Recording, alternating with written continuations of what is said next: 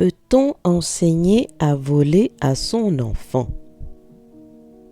Question piège. Mais réfléchissons. Voler, je parle. Voler avec des ailes.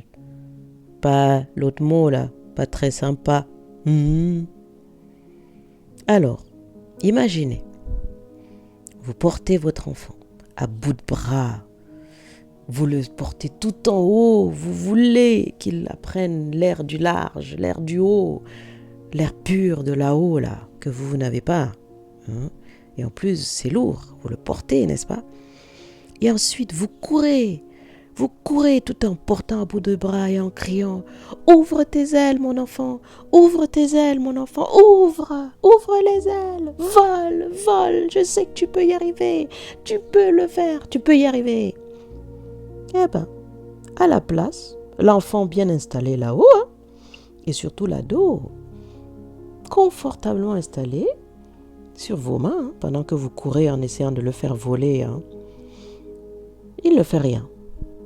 Ou alors, vous demande pourquoi vous, vous là en bas, là, qui courez là, pourquoi vous n'avez pas ouvert vos ailes? Pourquoi vous ne volez pas? Vous vous rendez compte que vous qui êtes en train de courir en essayant de le faire voler lui, il ne fait pas tout à fait attention à l'effort que vous faites pour lui. D'ailleurs, c'est vrai. Est-ce qu'il vous a demandé quelque chose là? Bon, mais revenons à la question. Il vous demande pourquoi vous n'avez pas ouvert vos ailes et pourquoi vous ne volez pas. Très bien, juste question. Mais cela ne l'aidera pas à voler lui. Alors, à un moment donné, on sent une certaine fatigue là, et puis on réalise que c'était peut-être une bêtise de vouloir tant aider. À un moment, on le sent au fond de nous, on le sent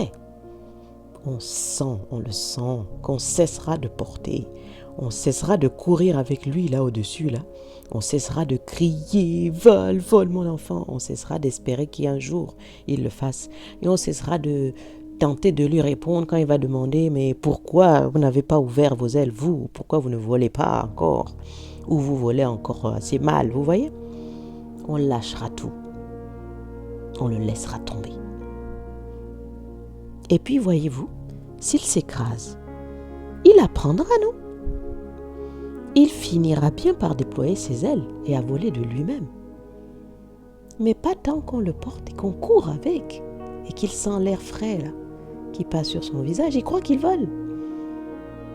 N'est-ce pas?